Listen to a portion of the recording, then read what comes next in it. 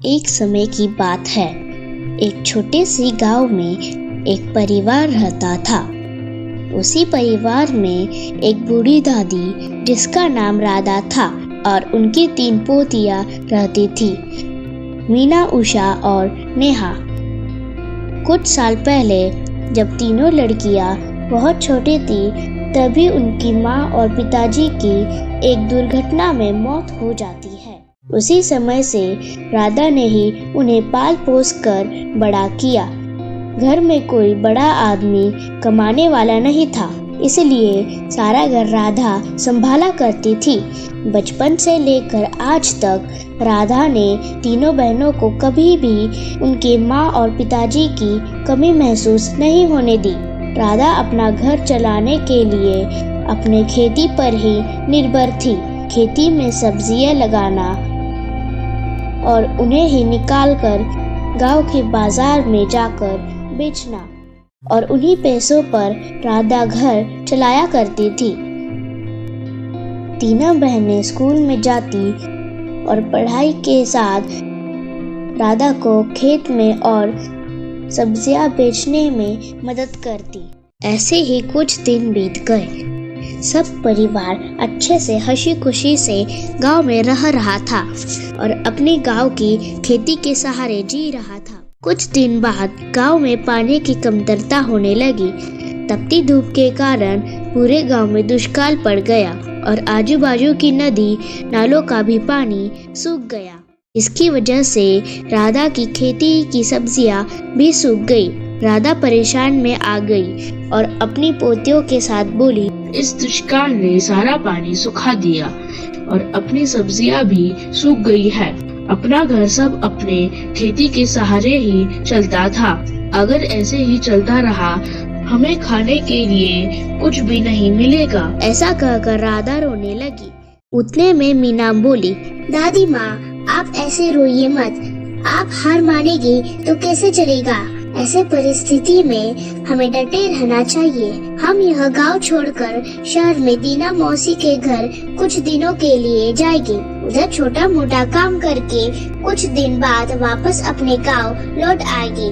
तब तक गांव की सारी दुष्काल दूर हो जाएगी। बारिश का मौसम आ जाएगा, तब हम वापस गांव आकर अपनी खेती करेंगे। मीना की यह बात सुनकर राधा अपने आंसू पोंछते हुए बोली, ठीक है बेटी, आज रात को अपना सामान बांध के रखेंगे और सुबह शहर के ओर निकलेंगे। ऐसा कहकर पूरा परिवार रात के समय अपना सामान बांधकर और खाना खाकर सो जाते हैं। सुबह होने के बाद सब लोग घर बंद करके शहर की ओर निकलने लगते हैं।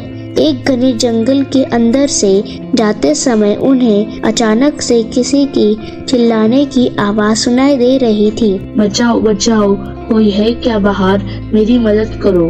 यह आवाज सुनकर राधा और तीनों लड़कियां उस आवाज की तरफ जाती है। यह आवाज सुनकर राधा और तीनों लड़कियां उस आवाज की तरफ जाती है। बाजू में ही एक सूखा कुआं था, उसी में से यह आवाज आ रही थी, कोई है बाहर, मेरी मदद करो। आवाज सुनकर मीना कहती है, दादी माँ, कोई तो इस कुएं में फंसा है, हमें उसकी मदद करनी चाहिए। ऐसा कहकर मीना कुएं के पास गई और कहने लगी, मेरी आवाज सुनाई दे रही है आपको? कौन हो आप और इस कुएं में कैसे गिरे और हम आपको कैसे बाहर निकाले? कुएं के अंदर से आवाज आई, सबसे पहले कुएं के अंदर पीने के लिए पानी डाल दो, वह मैं पीने के बाद ऊपर आ जाऊंगी। यह बात सुनकर मीना ने अपने बोतल का पानी कुएं के अंदर डाल दिया और कुछ ही समय में एक परी उस कुएं के अंदर से बाहर आई और कहा, आपका बहुत बहुत शुक्रिया जो आपने मेरी मदद की। परी की यह बात सुनकर मीना बोली, लेकिन इस कुएं के अंदर आप कैसे फंस गए थे? मीना की यह बात सुनकर परी बोली, बहुत साल पहले मुझे श्राप दिया गया था, जब तक कोई इस कुएं के अंदर पानी नहीं डालता तब तक इस कुएं से बाहर नहीं निकल सकती थी। इधर इतने बड़े जंगल में कोई आता नहीं था और कोई आया तो मेरी आवाज सुनकर भाग जाता था। लेकिन आप लोगों ने मेरी मदद की। बोलिए, मैं आपकी क्या मदद करूं? जैसे ही परी ने बोला, मीना अपनी सारी स्थिति परी को बताती है।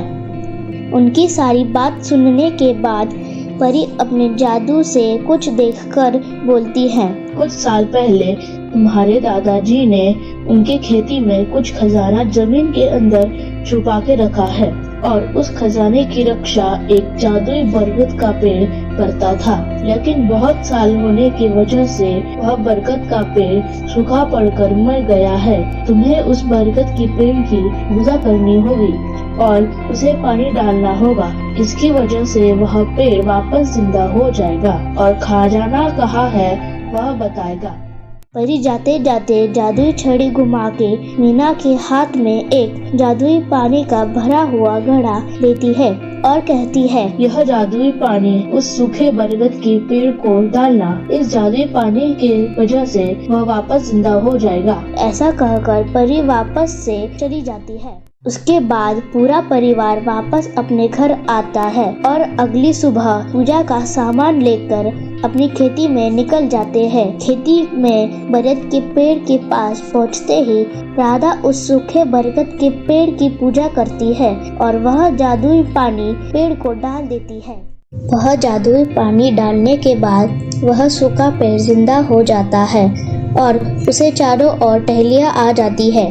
उसके बाद वह पेड़ बोलने लगता है और कहता है, आपने मुझे जिंदा किया है, बोलिए मैं आपकी क्या मदद कर सकता हूँ।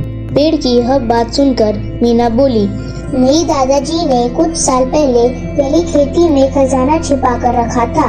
उसके बारे में आपको पता है? आप हमें वह खजाने कहाँ रखा है उसके बारे में बताओ।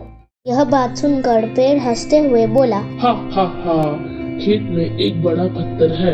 उसके पास जाकर उत्तर दिशा की ओर 10 कदम चलने के बाद एक छोटा सा लाल कलर का पत्थर दिखेगा। उसी जगह खजाना छिपाया है। इतना कहकर पेड़ बोलना बंद कर देता है और वह एक आम पेड़ बन जाता है। और उसके बाद राधा और तीनों बहनें उस पेड़ के बताए जगह पहुंच जाते हैं और वहां पर गड्ढा खोदने लगते हैं।